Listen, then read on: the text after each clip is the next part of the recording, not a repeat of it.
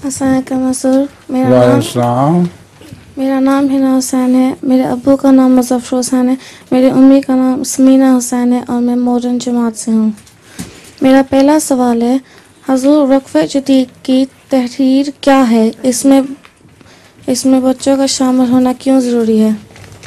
वो वक्फ़ जदीद की तहरीक का पूछ रही हैं कि क्या है और इसमें बच्चों का शामिल होना ज़रूरी है। वक्फ़ जदीद की जो तहरीक है वो इस गरज से की गई है ताकि बच्चों को बचपन ही से ये एहसास हो कि वक्फ़ होने में बहुत बड़ी अज़मत है और वो बड़े हों इस नीयत से कि हम अपने आप को वक्फ़ करेंगे।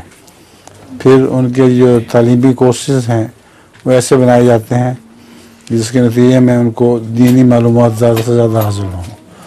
फिर जब वो इसी माहौल में बड़े होते हैं तो बालिग़ होने के बाद उनके अंदर वक्फ़ की तहरीक खुद ब खुद पैदा हो जाती है, फिर वो अपने तौर पर वक्फ़ कर देते हैं।